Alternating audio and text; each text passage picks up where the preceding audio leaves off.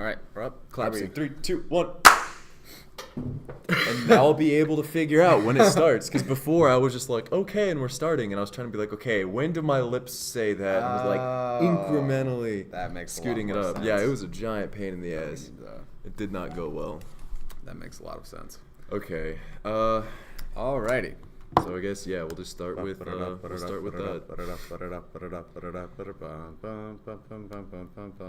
I don't even know why we use music. I'm going to just have you do that every single time we get into it.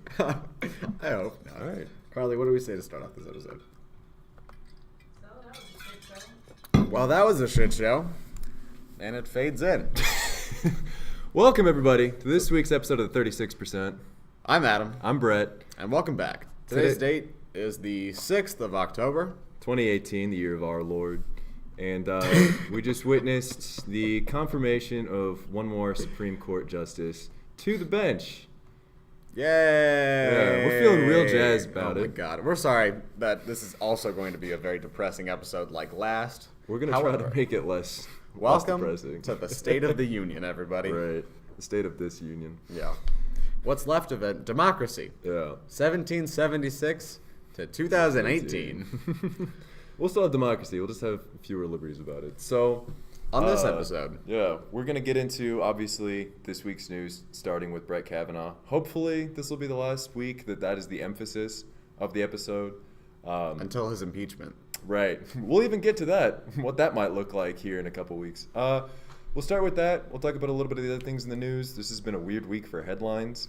And then we'll end it off with voting and how 2018 could potentially roll out. Yep. And incumbency is going to be our political science topic of the day. Right. So, without further ado, let's get into it. Let's do this shit. Let's unpack some stuff. Okay. Yeah. I realized I was like, I need our ad up. Oh, yeah, let's do that. The presenting sponsor of the 36% is Avian Apparel. If you're looking for a way to improve your style, take flight. If you want to improve your style, just start flying. Just with no pants. I was going to be really impressed if you could just do this. Honestly, we're getting there. We've done it enough. We need more sponsors. We need more than just one ad. Christian. We're getting there. I know. I might have him write us another one. All right. There we are. We're just doing this drum roll. Really in this drum roll today. The presenting sponsor of the 36% with Brett and Adam is Avian Apparel. If you're tired of buying the same mainstream brands and clothing, and you're looking for something to elevate your style, Avian Apparel is what you need. Avian aims to provide quality, stylish apparel for those willing to take flight. And with a variety of different items, including hats, shirts, hoodies, and crew necks, Avian can be your one-stop shop for all your clothing needs. With a minimalistic yet bold look, Avian Apparel demonstrates that there is indeed beauty in simplicity. I'm going to start charging you for every time you emphasize the word bold in this episode. Bold. Get your 5% of the 5% that we're making. There you go. That sounds good. All right, to see what all the hype is about, check out myavian.com and use the promo code the36 at checkout for 15% off your purchase. Again, that's myavian.com and use THE36 to save 15% off of your avian apparel. It's time to join the flock and take flight out of this country so you don't have to fucking deal with Brett Kavanaugh. We're going to leave that in. We'll leave it right in. We are. Okay. Oh, God. I don't want to talk about this. This is depressing. All right. Welcome back, everybody. So, the Senate just voted, unsurprisingly, on the confirmation of Judge Brett Kavanaugh. Future, now Justice Kavanaugh of the Supreme Court. Oh, God. It'll be interesting. We are actually in the middle of Supreme Court season. They've already started hearing cases being argued before them. I don't honestly know when he's going to get on the bench and if that's going to be in time for this round. I'm assuming they'll get him in to prevent any potential 4-4 splits. But soon enough. Yeah. Yeah. We might touch on next week what is actually on the Supreme Court's docket. I didn't think to look at that before we got here. Oh, yeah. But I mean, That'd be a good idea. yeah, last round we saw a pretty big hearing on, or a pretty big case settled on labor unions and the right to organize. I have no doubt that we'll start seeing more controversial cases like that, because the way the Supreme Court works in their docket is people apply for appeals to the Supreme Court, and then they essentially get to handpick which ones they choose. Now that they have an overwhelming, I don't even know who becomes the swing vote. Probably Chief Justice Roberts, but it's a very convincingly conservative court at this point. So don't be surprised if in this next session we see more cases on unions, on abortion rights, on health care, on all these things that they've been chomping at the bit to get rid of since 2012. Yeah, and thankfully how it does work, though, it only takes 3 Supreme Court senators to actually bring a case before Supreme Court justices. Dear God, it only takes 3 of them to bring a case towards this, to bring it up to be tried. So with that, thankfully, there is still some power in the Supreme Court on the liberal. Yeah, on the minority. Yeah. So it'll be interesting. It will be. And we're going to go over the vote real quick, because there's some important people that really screwed us over this time. So in the vote, to start off on the Democratic side, Joe Manchin, where's he from? Of West Virginia, almost heaven. West Virginia. What? Blue Ridge Mountain. Shenandoah Listen, River. we're from the Midwest. We're talking about the Midwest. You're lucky I didn't start singing there. No, that's about the happiest we're going to get on this episode. But no, he naturally voted yes, as he said he would the other day.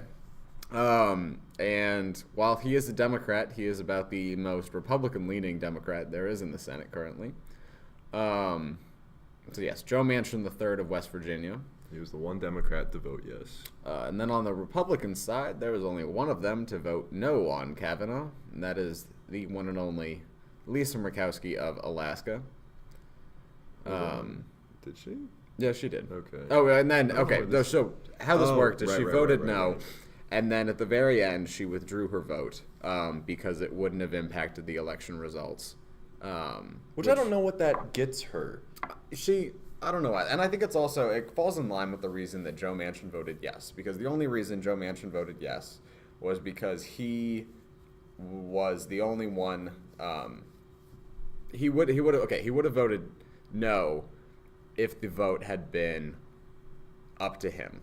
But since we knew as of yesterday. What does it mean if the vote was up to him? Well, since we know that not Lisa Murkowski, Susan Collins came out to vote. She said she'd vote yes on Kavanaugh, and so did Flake. And therefore, there was no chance that the vote was going to go towards the Democrats anyways, and to vote no on Kavanaugh. And so because of that, Joe Manchin was not the deciding vote. Because if he did vote no, then the vote would have been 49-49, and then that would have been broken by Mike Pence. So because he knew that there was no way that Kavanaugh was not going to be confirmed, the vote ended up being in favor of Kavanaugh. Would it have made us feel better, at least, if it was a 49-49 split? With Murkowski voting no, even though she knows it's not going to do it. Because what's her calculus in all this? Yeah, she's up for re-election in Alaska. She's a Republican, although she ran as an independent. She's still part of the Republican Party. She's pretty widely known up until this point to have been a no. She comes out at the last minute, having voted no, saying, my vote's not going to change anything, withdraw my vote. Yeah. I mean, for appearance's sake, would it have been better to at least force Pence to break the tie? I mean, I guess so. I mean, granted, Judge Kavanaugh is already going to have an asterisk by his name for his tenure on the Supreme Court because of this whole process for the rest of his, for the rest of his time there. Yeah. And so I think that since no Supreme Court judge or no federal judge has ever been confirmed in a 50-50 split vote, I think that they, in the process, just wanted to maintain some small form of integrity. And in that way, then, so. We're maintaining integrity for this guy who just had the most divisive nomination process that we've seen, probably since Clarence Thomas, although obviously neither of us were alive for that, but Yeah. it was scandalous just as much, if not more so, this time around. I am not looking forward to 3 years from now being in law school and having to read opinions authored by Justice Kavanaugh. Oh, Jesus. You know, in the great words of Lindsey Graham, this is hell. For the next 31 days, and this is kind of a bit of a segue into our next section, but we're going to get it off here now. For the next 31 days, for the next month, Republicans control all three branches of our government, which is scary. This has not happened, I think, for at least to what I can remember. This has never happened before, where we have had all three branches that have been decisively leaning conservative. And the reason I say that is because the Supreme Court, up until the nomination of, not Clarence Thomas, what was the guy before him? Scalia, Alito. No, it was the one that really fucked everything up. Scalia. Yes, well, Scalia was there. Not Rehnquist, not Stevens. Powell? No. Blackmun? I mean, you really got your pick here. They're all white conservative guys. That's true. Okay, basically, from the beginning of when we started off the Supreme Court being a political machine of either party, that only started happening about 30 years ago, if that even. And so before then, the Supreme Court was more of an independent branch of government, and it actually acted like it.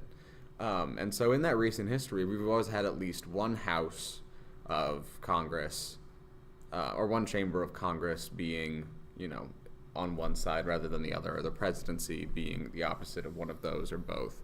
And because of that, we've always had this nice balance of power. But that's no longer the case. And for the next 31 days, we are stuck with a conservative majority in the ruling. Yeah. And that's freaky. And I would even qualify that as saying, I mean, we've had, on paper, Republican majorities. Likewise, we've had, I don't even know the last time we had a Democrat majority of all these. But kind of in that same line, I mean, we've had conservative majorities on the court that have gone against the executive, the legislature. Famously, we've had a couple different examples on the court even when justices have switched seemingly political ideologies to go against or to fall in line with one or the other. And kind of getting to the point that you were making, I don't think we're going to see that because we have a legislature that is proven to just fall in line with the executive, and now we have a judiciary that's going to uphold that. And that's not even just coming from the top down. They've done their best to really put all their people in the lower courts too, which means that let's say someone starts off a case in a lower court. If they lose it and then appeal, they're going to get shut down with the exact same verdict in the appeals court because the judges, for the most part, are going to be ideologically aligned. So let's say somehow they're able to get through a court of original jurisdiction in an appeals court. They're just going to be faced with the same ideological principles at the Supreme Court. It makes it a lot harder for case law to be applicable. It just means that really if we want to get anything done or if we want to change the status quo, be progressives as we're supposed to be, it's going to have to start in the legislature. That's the only place we can get it in right now. Yeah. We're shut out of the other two for the time being. Exactly. And so the only way by which we really have the power, or will have the power to combat this, is getting out to vote, right. Putting Democrats in office. Because until we control another branch of government, or at least have some form of power in a single branch of government, right. We are forever bound. And this is the only time by which we are calling upon the secret chief White House staffer that is apparently taking papers off of, Trump's desk and keeping us in line and They're safe. not our friends. They're not helping us. No, not at all. Are you kidding me? Not at all. They're taking papers off of his desk and putting them on the desk of John Kelly and all the other incompetent people. The capable incompetent people. Mike Pompeo and all of them. I don't even know the heads of administrations anymore. There's been so much turnover. There has been so much. Who's the head of, because Pruitt's out. Who replaced him? Oh, fuck. I have no idea. Yeah. Oh. Pompeo's the head of state. what's his face is still in the DOD at least. Mattis, yeah. I was gonna say Then you Madison. have John Purdue in not Purdue. No, it is Purdue, No. but not John Purdue. What's his face in agriculture? You got Chow and. Yeah, we have don't McConnell's really need to wife, go through who's these the- people, I but mean, we could. I don't know. Rhetorical I don't know exercise why. is fun. This is we're gonna take this Yeah, out Elaine. of the pod. It blows my mind that Elaine Chow's married to Mitch McConnell. I know. Also, like, what does she see in that turtle? I don't know. It's not the first time that's happened though. Like Robert Dole, Senator Dole, his wife was also the DOT, the head of the DOT.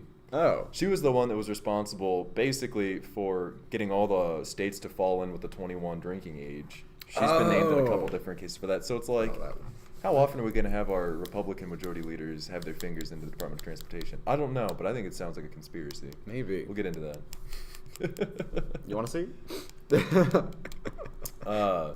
So, yeah, I think we're going to kind of harp on Kavanaugh off and on for a while. next week or so. But this has just been a pretty big week for a lot of other headlines, too. So we're just going to kind of briefly touch on all the things. We're going to put a little bit of the Kavanaugh stuff to bed. Yes. Actually, before we move on, Okay. putting Kavanaugh to bed, we chatted about impeachment of yeah. Supreme Court justices. What's that going to look like when we get a majority of Republicans in the Senate? Oh, God. Adam, talk to us about it. Right. So, in United States history, we have once impeached a Supreme Court justice by the name of Justice Samuel Chase back in 1804. He was impeached from the Supreme Court by the House, and then he was acquitted in the Senate a year later.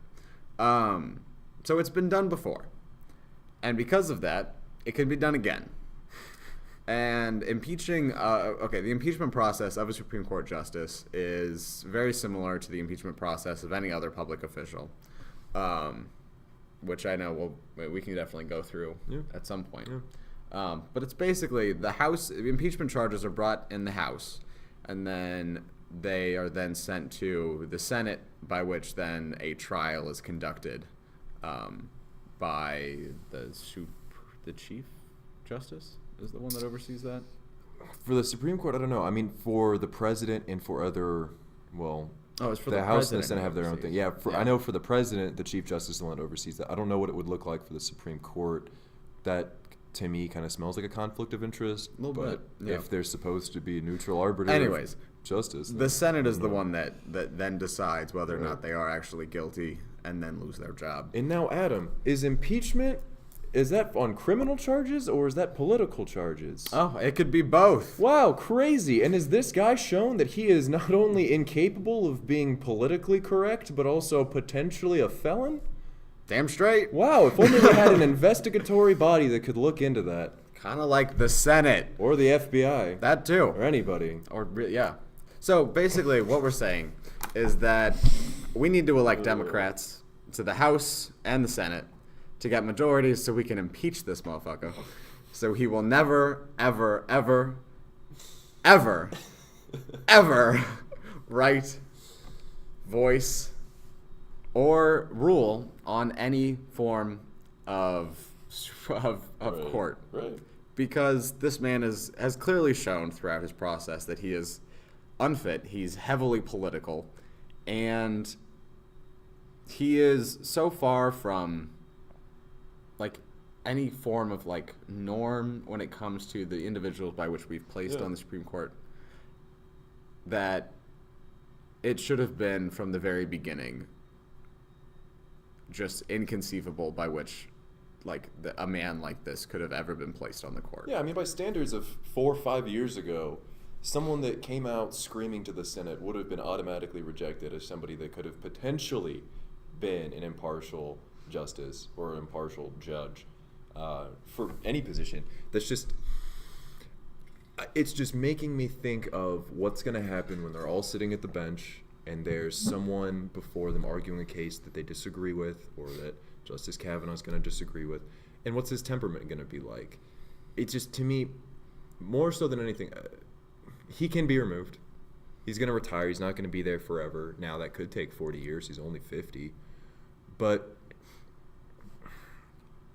it's really disconcerting.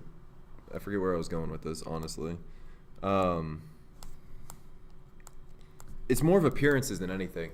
It's really disconcerting because the reputation of the Supreme Court is that of whatever they say is going to be upheld by the executive. We can trace this back to the original years of the Supreme Court after it was created. They really had to kind of walk on thin ice here because let's say one of the main concerns was, let's say that the Supreme Court ruled on something that went against the executive. The executive's job is to execute the law of the land. So if the Supreme Court walks back a law that the executive supports, well, it's not like the Supreme Court can say, no, you have to do this. The executive can straight up refuse. Thankfully, they've built a reputation that says, hey, what we say needs to be upheld, but there's no reason that that can't be backtracked because public perception of the Supreme Court is that it's biased. We can do a lot of damage to this institution just through reputation alone. Again, the implications of his, well, now successful nominations go far beyond the fact that he is a politicized actor. It's that the stake of the sanctity of the court rests on the people we put on there, and this is not a great reflection of the direction that we're headed. Nope, not at all. We'll leave it there? Yep, sounds good. Oh, God. All right, we're at 20 minutes, too, so if we want to... Yeah, let's see. I found about 10 articles on how to impeach Kavanaugh. Yeah? Okay. Yeah, I just sent you. You're a bomb, babe. I saw. How do we do it? Pretty good. Tell us about it. Well, the one that I just sent you, it's from the Washington Post, Okay. and it just talks about how this is the next step. And God, I love that we're there already. I know, there's like so many already up there. Jesus.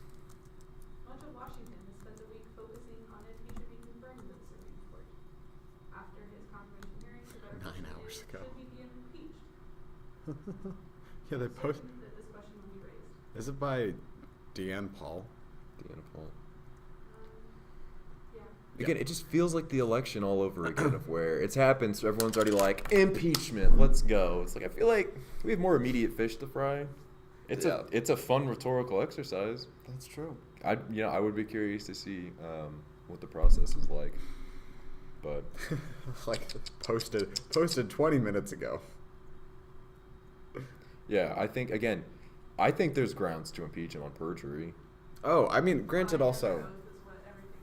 Yeah. Well, also because even before we got into all of the sexual assault allegations, the man perjured himself when he was talking about the stolen emails when he worked in the Bush administration from one of the senators. It wasn't Feinstein. Who was it? From back in the Bush administration, I don't know. It was a current senator. They had some debate over there was something dealing with Iraq. And there was stolen emails from Democratic senators that somehow the Republican aides got to George Bush. And so, yeah, messed up. I do not know. Messed up. Yeah, it's all just kind of a shit show. Yep. Welcome to the shit show. Thanks, babe. Yeah, I don't know. Again, it's like talking about impeachment with Trump. I think we can spend a little bit of time talking about it. I don't think we're going to do that now, but yeah. That'd be a good episode. We have better options than that. The immediate point? I don't know.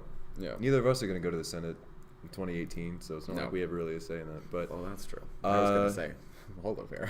not 2018. Do you want to talk about more news since we opened at the top saying that we would, or? Yeah, we can go. We can just quickly go through the news. We should definitely talk about Interpol. All right, so hold on. Let me get the footage here. Ah, crap. Love it, I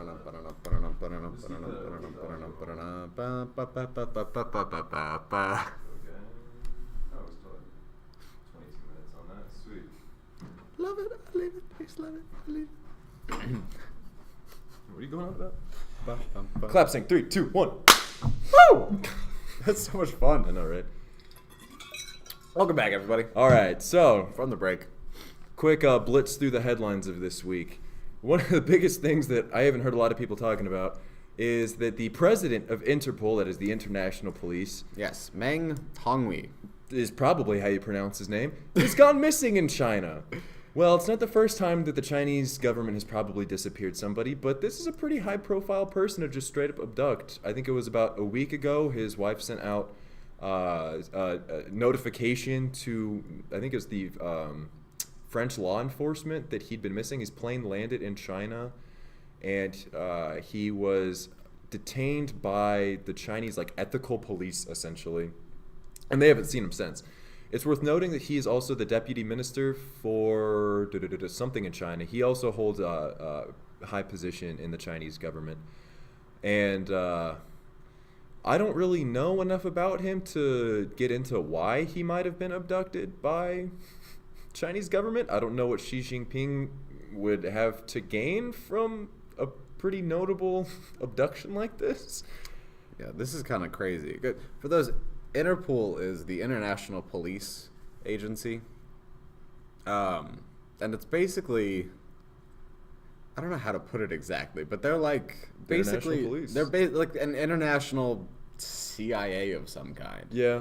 So they have a little more they're much more high profile than normal police, but they usually deal with international crime and involves regards to trafficking, money laundering, serious stuff, but always done on a little less. I don't know how to phrase it exactly. Yeah, their jurisdiction is a little more limited than, we spent last week talking about what the UN does and how there is no executive branch of the UN that goes out and upholds the resolutions. That still holds true. Interpol is probably the closest thing we have to an international executive. That being said, they are technically, they came out of France. It would be a little far to say that they're a branch of the French government because they do have jurisdiction across most of the known world. They're much more prevalent in in Europe and in Asia and Africa and everything. They don't necessarily get involved in a ton of stuff in the U.S. for reasons that I'm not all that sure of, but they are mainly concerned in working out going after crimes related to organized crime, corruption, trafficking of drugs and humans, and a lot of white-collar crime like money laundering. So they tend to go after high-profile crimes, high-profile people, which is why it's a little concerning that the Chinese government felt that they could just detain the president without really any warning, without any indication. No, exactly. There he is, the Deputy Minister of Public Security of China. Yeah. Which is a big deal. And China, in recent history, has been going, the Xi Jinping, over the past couple of years, has really instituted this anti-corruption campaign. And I think that's probably what this might be justified as. But what it basically has been doing in China while it has been fighting corruption, it's also been used as a political escape for means of making public officials that disagree with the presidency disappear. And it's also been used as a weapon just for cleaning house and for purging certain bureaucracies and other forms of other branches of the Chinese government. And I think so. This might be in regards to the same usage as such. Yeah. Now, this could be an example of, when we talked about last week, power transition theory, essentially China flexing its muscles a little bit, saying, hey, we can take action against international figures like this and get away with it. And, I don't know who's going to go after them to tell them that they shouldn't do that. We're definitely not going to get involved. Russia's probably in the same space of thought and saying, yeah, who cares? And we'd send Interpol after them, but I don't think that'd work. So that's going to be an interesting story to keep an eye on. They could have detained him because he was corrupt. China could be, the good guy in the story, but I don't know the last time that China was the good guy in the story. Nothing against China, just clean up your act. Yeah. And in a way to do so, be better, yeah, China. Be better, China. Be better. Secretary of State Mike Pompeo is headed over to Asia this week. He's currently meeting with Japanese Prime Minister Shinzo Abe. So maybe he'll make a stop over to the People's Republic of China. I believe that is the plan for him, to make a stop over at the People's Republic. Let him know what's for. I would give you some sort of prediction on what I almost said Congressman Pompeo, what Secretary Pompeo is trying to get out of these foreign meetings, but I really don't know what our foreign policy agenda is. We're going to shake hands with a bunch of people. We're probably going to snuggle up to some of the communists. Probably. Yeah. Beyond that, I don't really honestly, know. as long as they're authoritarian leaders, this administration's going to be a big fan of you. I don't know. Are we working on the TPP again? Are we working on any trade agreements that we're aware of? No, not to my knowledge. I think South Korea probably has something going on in that regard. But I know South Korea, the president of South Korea, President Moon, and the leaders of North Korea have been working out some kind of deal that has been moving forward. And so Pompeo is probably there. To my understanding, it's going to be this trip is aimed at just having the United States in the room to hopefully get a little more concrete, promises from the. I almost called it the Kim administration, but it's the Kim dictatorship. The eternal administration of Kim Jong-un. The lifelong imperial power. I forgot that they set up a meeting. Yeah. God, I'm going to be so disappointed when we have to walk away from the illustrious opportunity of getting to open up North Korea when we elect a halfway sane person in 2020. Yes. In other news, the First Lady, Melania Trump, has been spotted in Africa. Where is Carmen Sandiego? No, really. She's in Egypt, apparently. Yeah. Oh, okay. Look at that. Yeah. That's all I got on that. Wow. But yes, no. So Melania's been on her solo trip around Africa. I know she's been in the country of Ghana for the past couple days. People have been criticizing her outfit. What a thing to criticize the First Lady for. Really, though. Of all of the things we could say. But besides that, there's some pictures that have come out of there. But it really, I mean, in the big scheme of things, that really doesn't matter. Yeah. So, in more closer to home news, talking about the Midwest, the trial for Officer Jason Van Dyke concluded yesterday, and in a little bit of a shocking verdict, the jury found him guilty of 16 counts of aggravated assault and battery. Now, Officer Van Dyke was the subject of criticism back in 2014. Was a police officer in Chicago. Responsible for shooting 17-year-old, I believe his first name was Laquan McDonald, 16 times in an attempted arrest.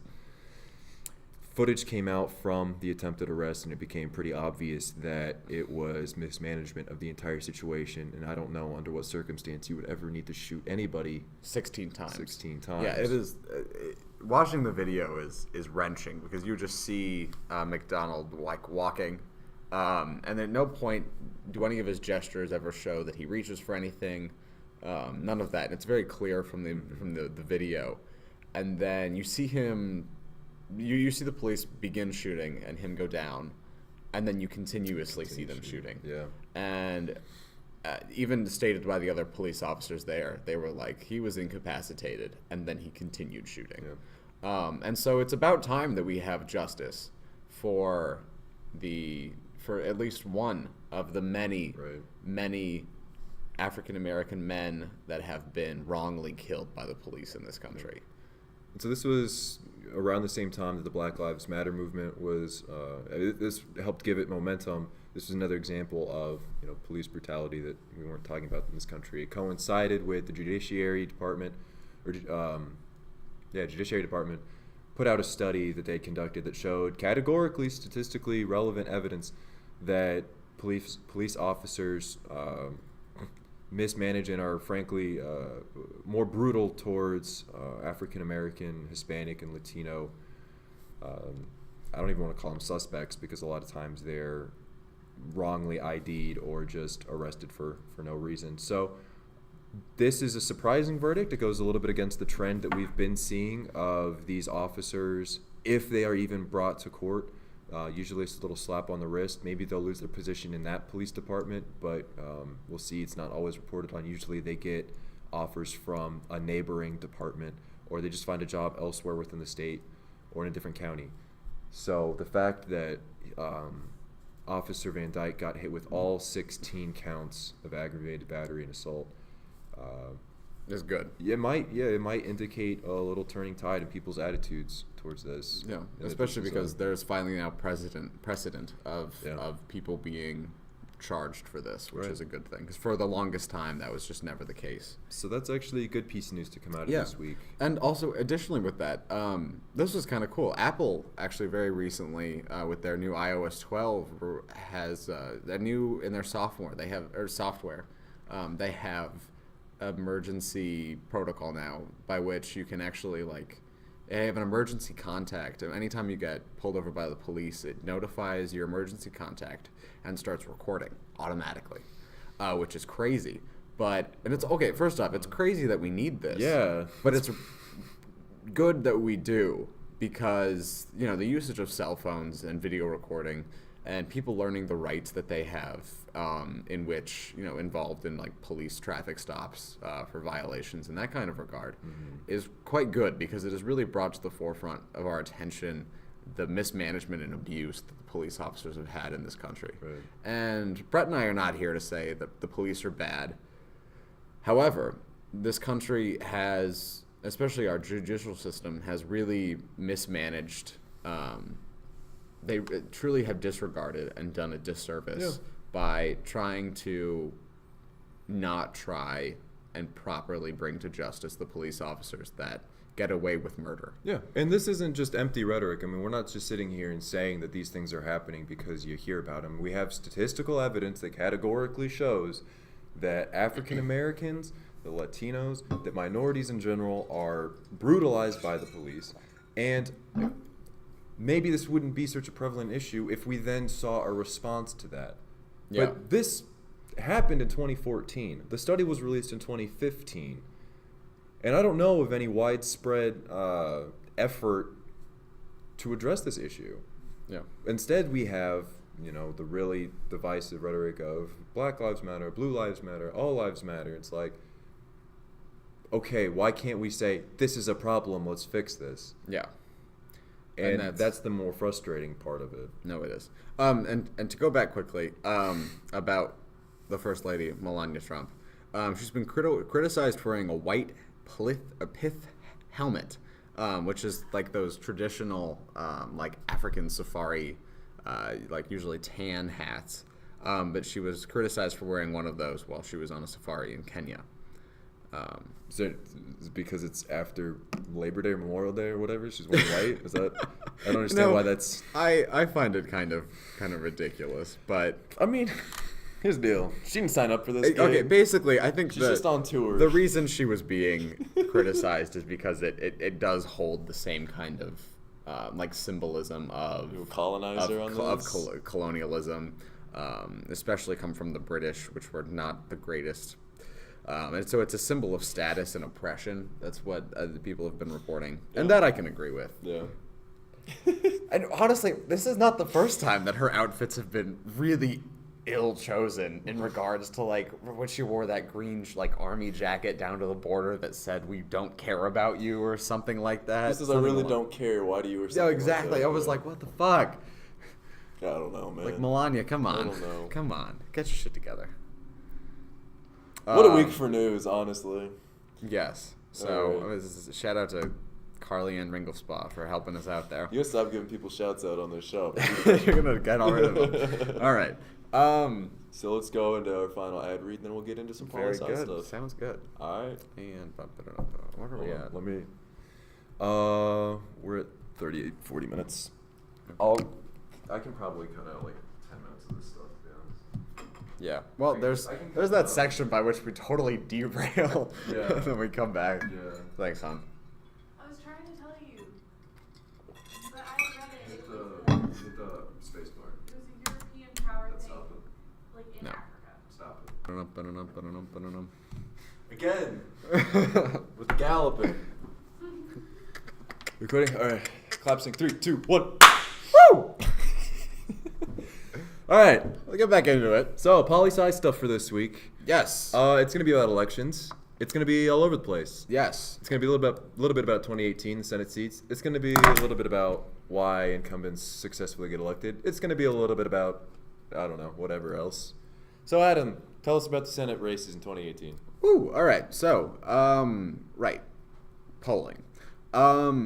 So for the Senate race in 2018, we have a majority of the senators that are usually up for re-election at this time, and how things are looking is there is not the greatest chance that Democrats take control. What? I thought everyone said this was going to be a blue wave this year. It sure as hell will be in the House, but the Senate is kind of rigged against the Democrats, basically because Rigged, you say? because of where people live. Because Democrats are sensible people that live on the coasts, where it rains. They're going to where be good underwater weather, pretty soon.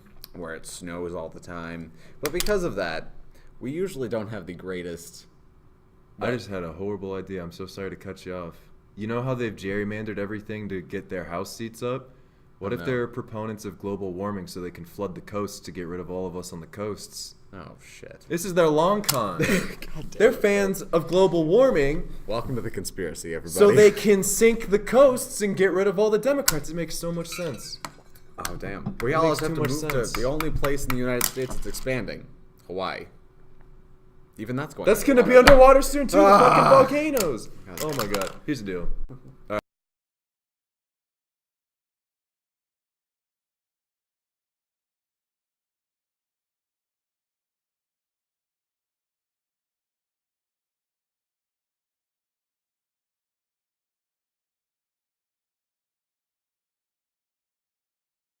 right. So, this week in political science stuff, we're going to talk about elections. We're going to talk about polling. We're And going to talk about incumbency. incumbents. Yeah. It's going to be a good time. So to start things off, we're going to go over the Senate races that are happening in 2018, which is usually about 50%. Use about 50% of what? 50% of senators being elected this time. So, because they're split, for 4 years, they're in office, and then they're usually split every other year as an election for every state. But due to death and other kind of things, sometimes that gets messed up. But to start things off, we're going to talk about how Democrats don't have the greatest, we're not really in the greatest position to take the Senate. According to 538, there is about a 21.5% chance that come the midterm elections that the senators are able to win a Democratic majority. But to go over some seats that are very key that we need to look at. So we're going to start from the west and we're going to head east. So starting in Nevada, you have the election between Jackie Rosen, who's a Democrat, and Dirty Dean Heller, who's a Republican and probably one of the most spineless individuals in the Senate. I don't know. It's a long list to choose from. That there really is, between Marco Rubio, Flake, who's a flake, Dirty Dean Heller. Ha! That was... I know, that was awful humor. That's not why people listen to this pod, thankfully. We're not that funny. But basically, so hopefully this one is actually looking well. That currently it's forecasted that Jackie Rosen will win, but not by much. It's within the margin of error, so it is a toss-up. Then we head over to the great state of North Dakota, known for fracking, earthquakes, and being close to Canada. And it's north of South Dakota, fam. Yeah. Just for Allegedly. so. And there you have the re-election of Heidi Heitkamp, who is the Democratic incumbent, and her opponent, Kevin Kramer. This is the most depressing of all of the Senate seats. And why is that? Because there is currently, according to polling, there is about a 35% chance that Heidi Heitkamp will win re-election, which is not looking good because we need to win every single Democratic seat that we have even a chance of winning in order to take a majority back in the House, or in the Senate, excuse me. So that's not looking good. What is looking good, though, actually heading back west to Montana, though most of you probably don't know where North Dakota and Montana are. They're up north. They're all in the Midwest. Whatever. John Tester, who's a Democrat, will most likely be reelected, which is quite good. He has a good chance of that one.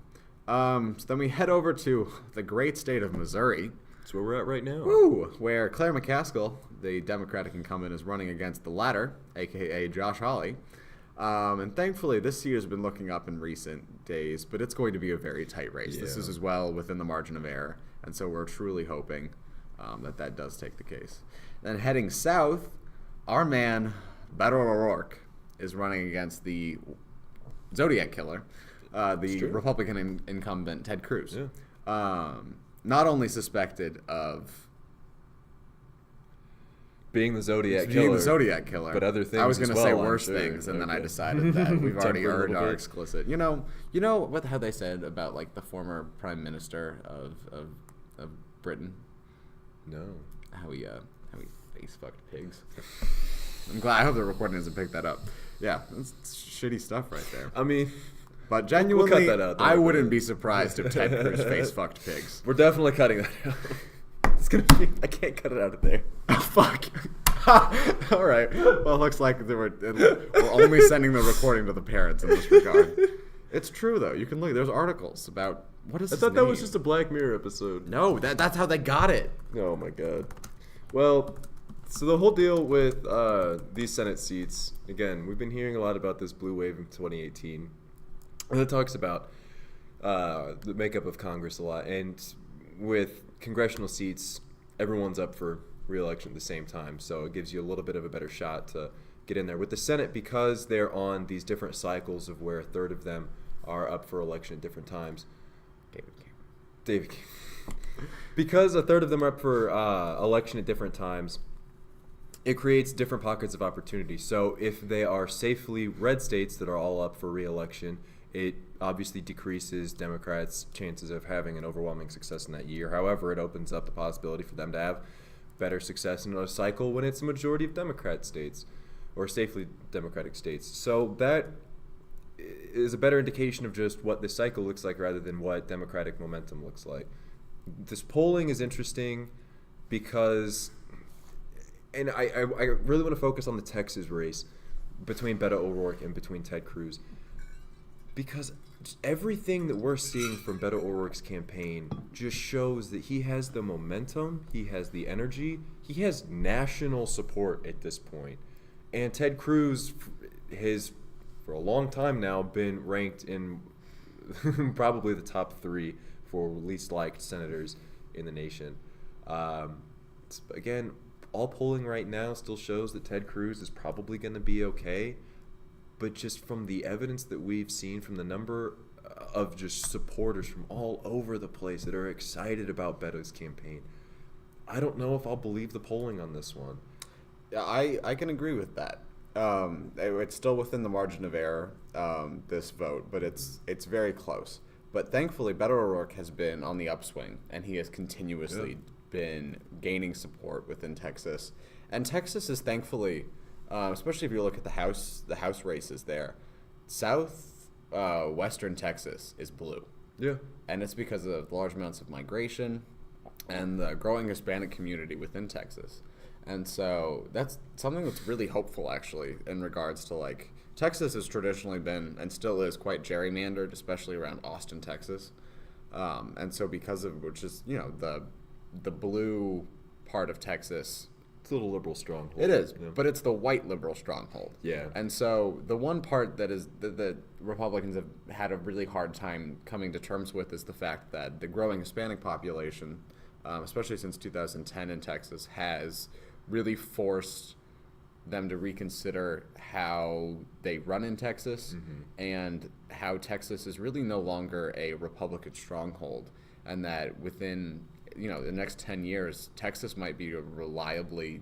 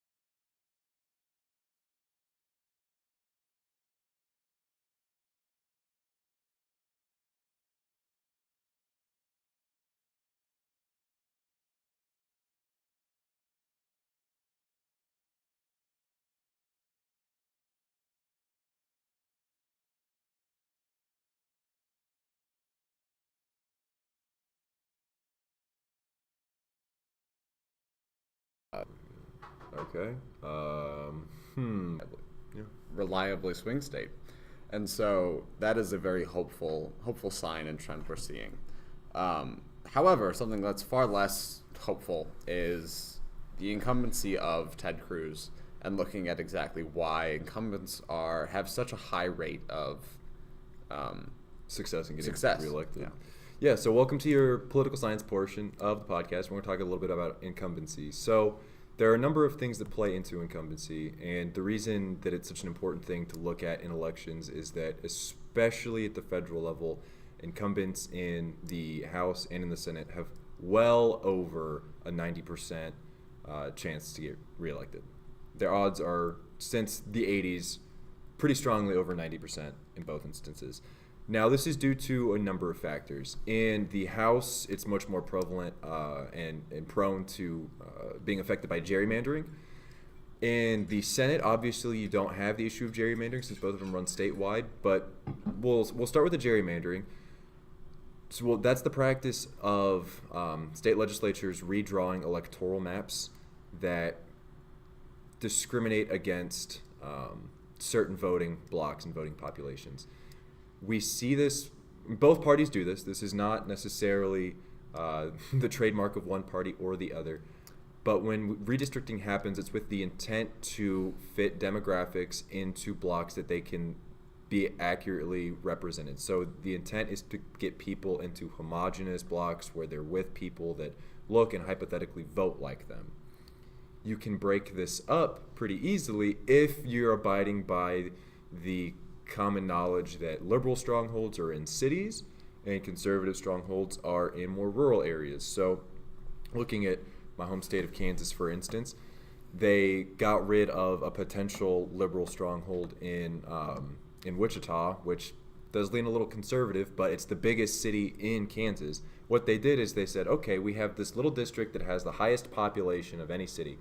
So how are we going to even that out? We're just going to expand it east and west to include huge rural swaths that might only have 100 people in them, but because it's how electoral math works, it essentially nullifies or evens out any weighty effect that the liberal prevalence might have. And it's perpetuated by state legislatures. It's conducted by state legislatures in census years. And again, it is a practice that we have seen that pretty underhandedly favors one party over another or one demographic over another. Yeah, and so how this came about was back in 2010, there was an overwhelming amount of Republicans voted into office because of the displeasure. And then, like, people were pretty angry. There was the white lash against Obama, and then also the backlash against Obamacare. And so Republicans then had the chance to gerrymander all over the place. Yep. And they did it everywhere. And so what happens then is this perpetuated cycle, and until 2020, this is going to be the case when districts are drawn again. But gerrymandering works in two ways. And really, we should be calling it gerrymandering, because that's how it's technically pronounced. Should be, but we're not. Yeah, we're not. So how it works in two ways. It either diffuses one vote by splitting up like the proponent of like, or the area by which needs to be voted on into, it diffuses it to make it either nullified, or what it does is it significantly concentrates it. And in that regard, then it limits the amount of individuals. And North Carolina is a really, really good example of this because the case even went before the Supreme Court about their redistricting. But it's the reason that North Carolina was at one point voted about as electorally representative as Russia, which is a bureaucratic, authoritarian oligarch state. And this report came out a couple of years ago by Harvard University, but it basically what it said was that like people in like it's how 50% or about 50% of North Carolinians voted for Democrats, but Republicans got I think like a 65% control of both houses in the North Carolina state legislature. And so what it really does is undermines democracy, and it's extremely unhealthy, and and so that's one important aspect of why incumbents tend to do pretty well, because they're the ones who come in. Well, if they come in with a gerrymandered map, then automatically odds are in their favor that whichever voting bloc continued or voted them in the first time, odds are it didn't change. And when you have these blocks that are designed to elect specific parties in anyway, then odds are you're not going to vote them out. Another big thing that plays into it is money. The money aspect of it is what gets you these seats in state legislatures, is what gets you the campaign ads. It's what gets your name out there. And another trend that we've been seeing since the 80s is that the cost of campaigning and the cost of having or running an election has just skyrocketed. This is where people draw the line between running with PACs or running with individual donations. Either way, it is a huge cost to be able to run for office. So right there, that thins the pool down to people that can simply afford to do it. Incumbents are then shored up because they have the support of the national party, the state party, the local party to help them out. So not all of it's coming out of their pocketbooks, and they're not having to rely on their own individual talents for fundraising. Challengers have to rely on knocking, going door to door, working the phones to get funds from people. They don't have necessarily the PACs in place to do it. They don't have necessarily the money from the party to do it. The parties are much more focused on protecting incumbencies than they are for helping challengers. And so even in races where there is a prevalent challenger, the party is not necessarily going to reroute their resource to that person unless there's pretty overwhelming evidence that they have a shot at it.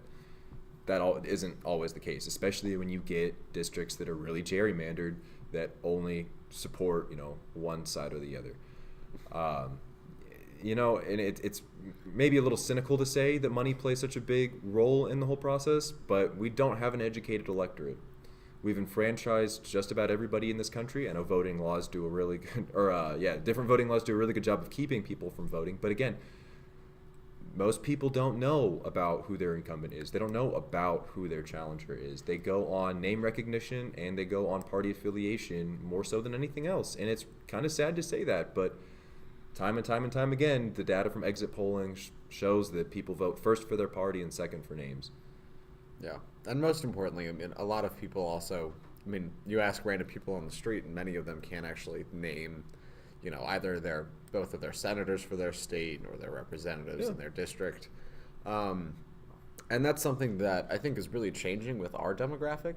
I think our kind of like a voter literacy in regards to knowing our candidates and knowing our issues is a little more prevalent within our age group than others. And I think that that's hopefully an important trend that will hopefully continue. Yeah, political awareness is definitely up. Yeah. If nothing else, now most people our age know the name of at least one Supreme Court justice. That's true. Unfortunately.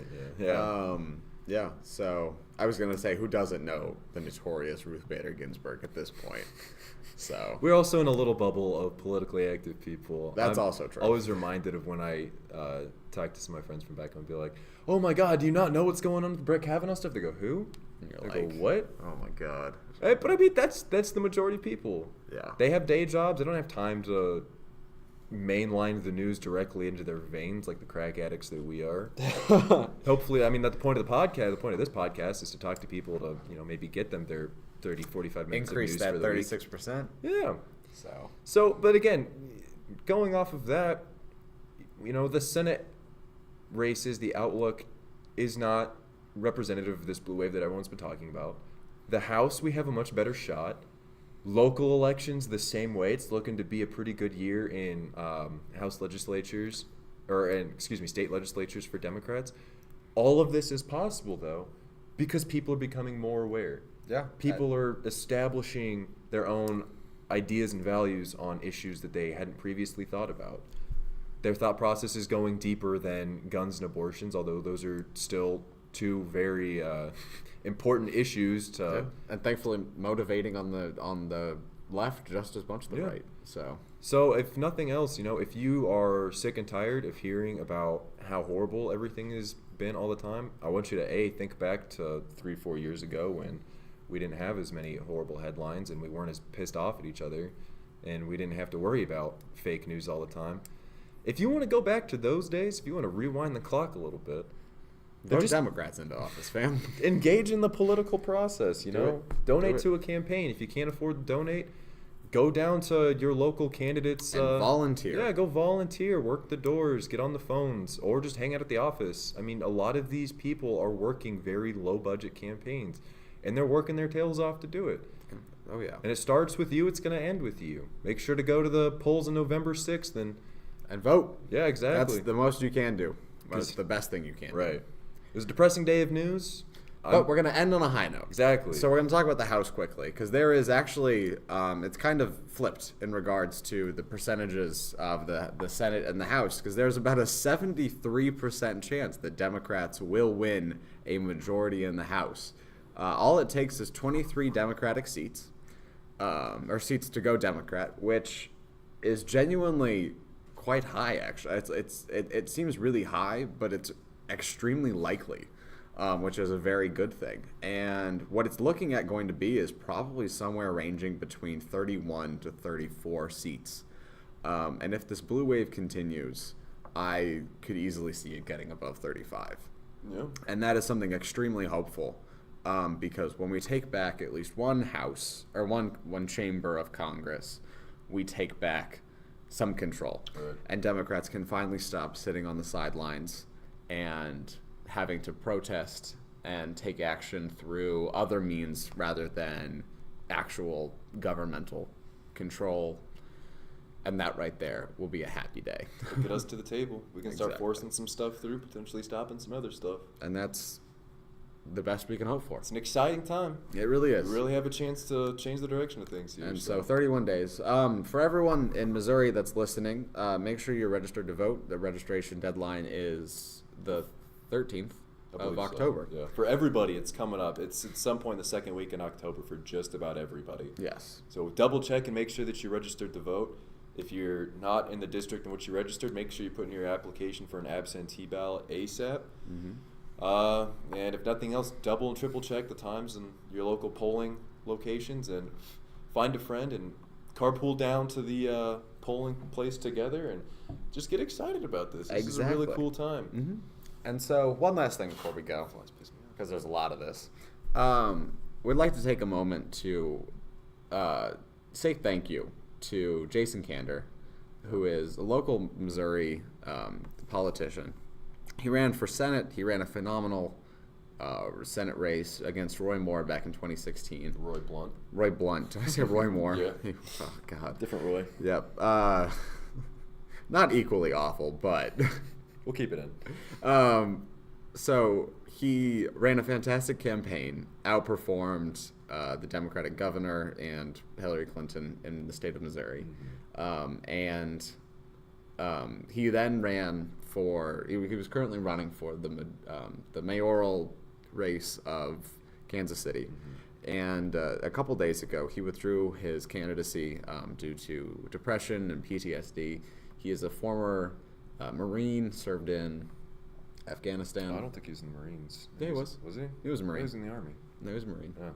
Oh, But anyways, he is not only an inspiration and hero to many in the Democratic Party, but also to Brett and I. I know we both volunteered for his campaign back in 2016. And so we just wanted to say thank you, get better, and we surely look forward to having you back. Future's bright for the Democratic Party. That's it really is, especially with people that are so courageous and amazing, such as Jason Kander. Stay hopeful, people. We're headed in that direction. And vote. Yeah, that's it. Sure. All right. Very good. And then outro? Yeah. Sounds good. Go for it. Oh, we're recording. Shit. Yeah.